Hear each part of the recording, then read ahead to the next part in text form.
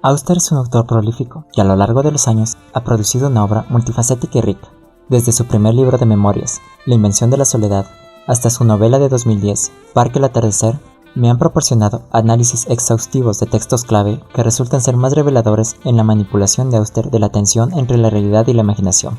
En efecto, al lector se le ofrece una vista panorámica de la obra de Auster, a medida que los capítulos están ordenados para seguir aproximadamente la cronología de la publicación de sus obras.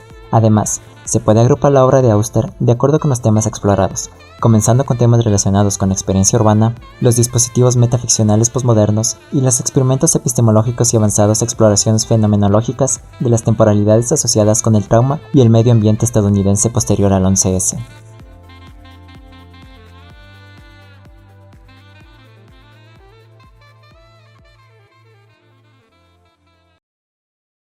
My mind makes noises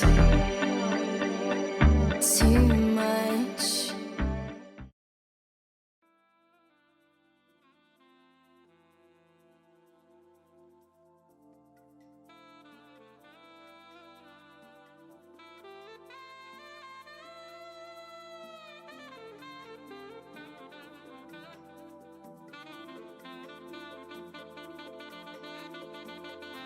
Paul Benjamin Auster nació el 3 de febrero de 1947 en Newark, New Jersey, Estados Unidos.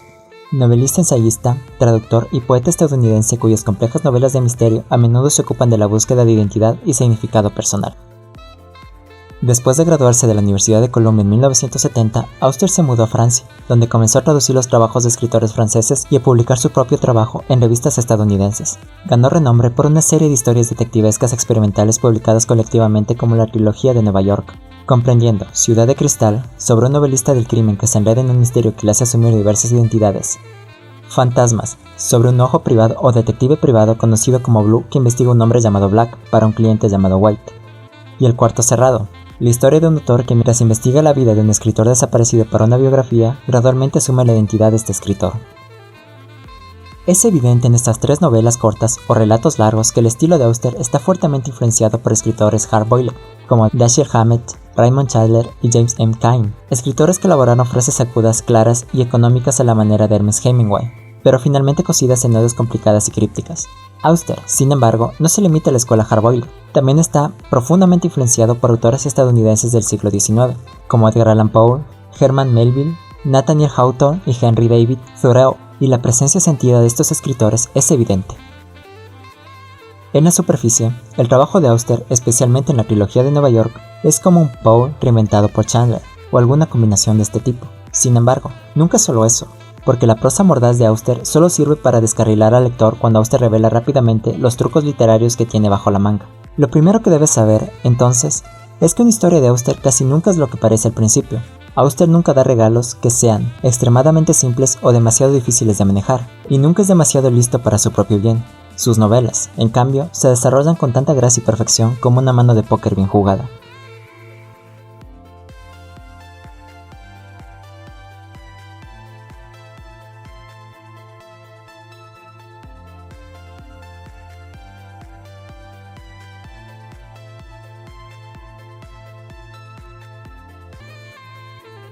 Otros libros que presentan protagonistas obsesionados con relatar la vida de otra persona son las novelas Palacio Lunar y Leviatán. La invención de la soledad es tanto una memoria sobre la muerte de su padre como una meditación sobre el acto de escribir. Auster también escribió varios volúmenes de versos, incluido Desenterrar y Escritura de pared, así como las colecciones de ensayos Espacios en blanco y El arte del hambre. Auster a menudo emplea técnicas narrativas metaficcionales y acertijos textuales que permiten que sus historias atraviesen los paisajes de géneros aparentemente diferentes. Esencialmente, Auster permite que los personajes, que son partes iguales de Gonzo, comediante de cine mudo y cuestionador existencialista, se vuelvan locos en un universo gobernado por el azar y las circunstancias. En el trabajo de Auster a menudo se encuentran personajes desgastados, rotos y paranoicos, que deben enfrentar el problema del pasado para seguir adelante. A menudo siguen una serie de pistas que los conducen fuera de sus vidas normales, a mundos donde se interrumpe el orden, donde el tiempo se detiene y donde, parafraseando la discusión de Robert Penn Warren sobre los personajes de Nostromo de Joseph Conrad, están peligrosamente equilibrados en su humanidad, entre las profundas tinieblas en sí mismo y la inmensa indiferencia de la naturaleza. Otras novelas incluyen La música del azar y Mr. Bertie. El libro de las ilusiones describe la inmersión de un escritor en la obra de una oscura estrella de cine mudo mientras vive con su dolor por la muerte de su esposa e hijos en un accidente aéreo. Viajes en el Scriptorium se centra en un hombre no identificado mientras intenta discernir su propia identidad y cómo llegó a estar en la habitación donde se encuentra, mientras recibe una serie de visitas de personajes de trabajos anteriores de Auster. Hombre en la oscuridad narra la noche de insomnio de un crítico literario viejo y miserable, durante la cual se desarrolla una realidad distópica alternativa, mientras que Parque al atardecer se refiere a las tribulaciones de un grupo de jóvenes artistas que habitan ilegalmente en un edificio abandonado en Brooklyn. Debido a que gran parte de la ficción de Auster explora ideas de sí mismo y a menudo presenta al autor en encarnaciones explícitas y veladas, los críticos con frecuencia especularon sobre el grado en que empleó elementos de autobiografía. La biografía del protagonista de Invisible, por ejemplo, se parece mucho a la de Auster, pero el gran drama de la trama, que profundiza en el asesinato y el incesto, es claramente ficticio, aunque expresamente no es ficción. La obra Diario de Invierno fue escrita en segunda persona y comprendía meditaciones autorreflexivas intercaladas con enumeraciones de las experiencias, preferencias y viajes de Auster. Un volumen complementario, Informe del Interior, organizó una selección de anécdotas igualmente eclécticas, junto con análisis más profundos de algunas de sus influencias cinematográficas y una sección de cartas intercambiadas con su ex esposa, la escritora Lydia Davis. La primera novela de Auster en 7 años, 4321, se publicó en 2017. El libro ofrece 4 variaciones de cada capítulo, de modo que su personaje principal, Archie Ferguson, experimenta 4 vidas alternativas.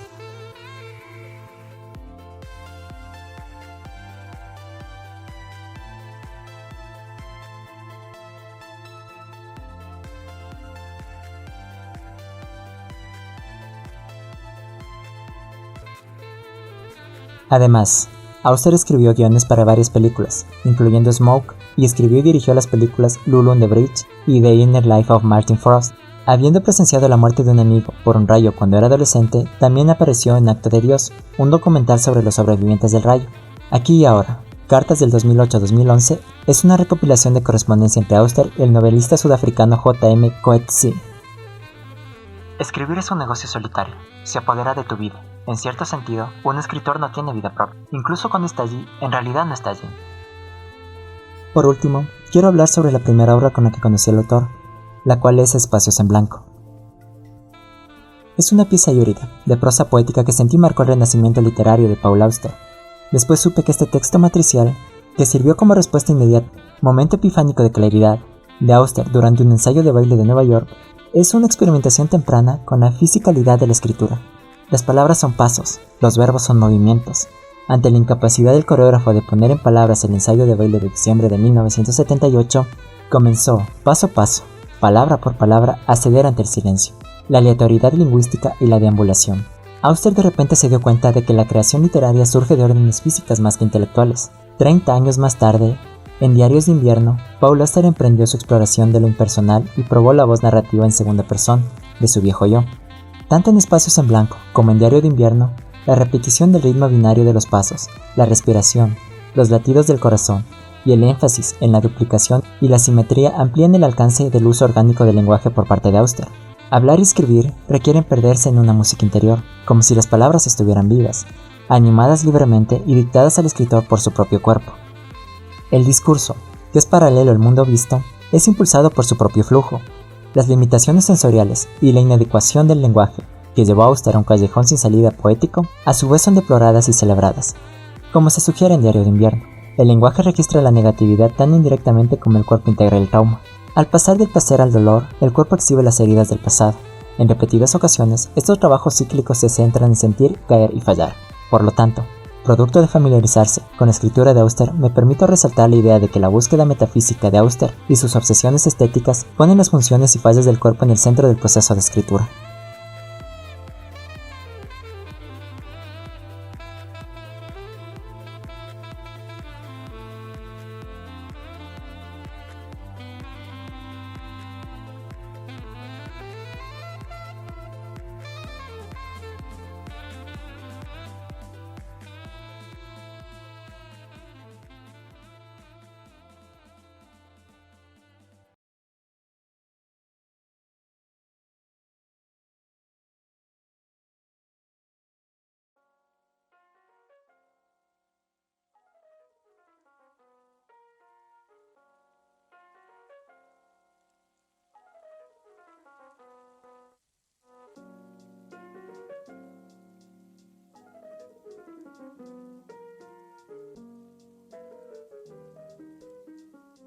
más que ninguna otra cosa. Sin embargo, le gustaba caminar. Casi todos los días, con lluvia o con sol, con frío o con calor, salía de su apartamento para caminar por la ciudad, sin dirigirse a ningún lugar en concreto, sino simplemente a donde le llevaran sus piernas.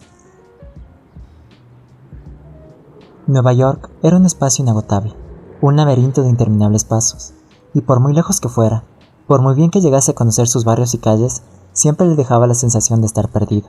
Perdido no solo en la ciudad, sino también dentro de sí mismo. Cada vez que daba un paseo se sentía como si se dejara a sí mismo atrás, y entregándose al movimiento de las calles, reduciéndose un ojo que ve, lograba escapar a la obligación de pensar, y eso, más que nada, le daba cierta sensación de paz. Un saludable vacío interior. El mundo estaba fuera de él, a su alrededor, delante de él, y la velocidad a la que caminaba le es imposible fijar su atención en ninguna cosa por mucho tiempo.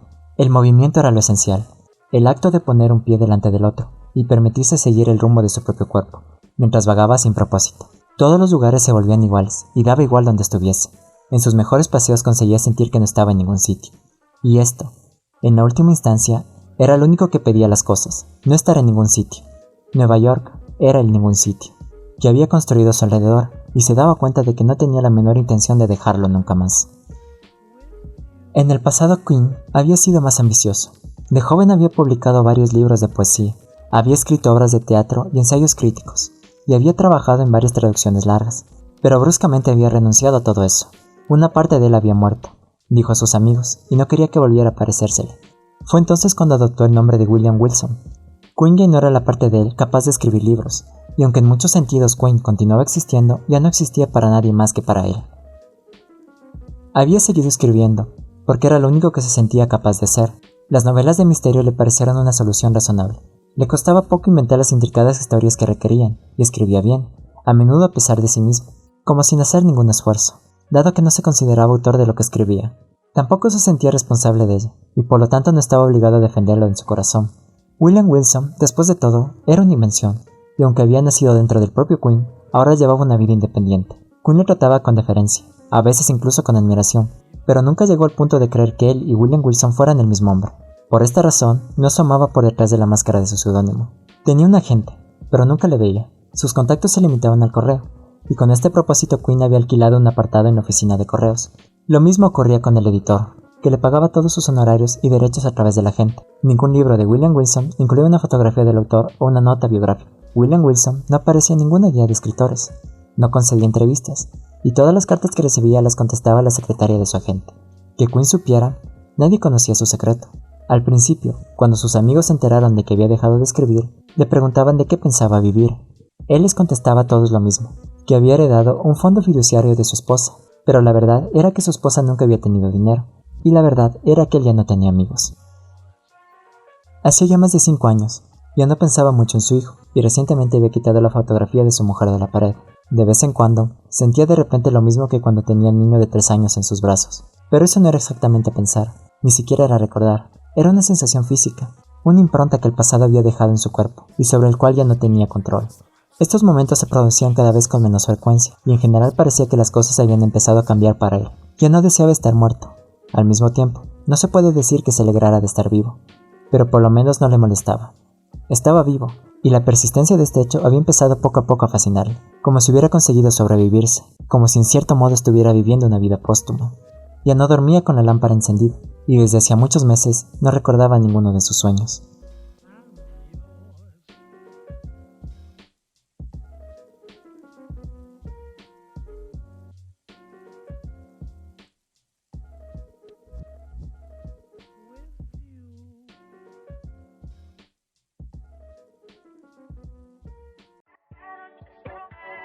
Te ha hablado Astra, agradeciéndote el tiempo que le diste a este canal y la atención al video. Eres libre de dejar un like, suscribirte o pasarte por mis redes, en las que hallarás publicaciones que te ayuden a disfrutar aún más del contenido.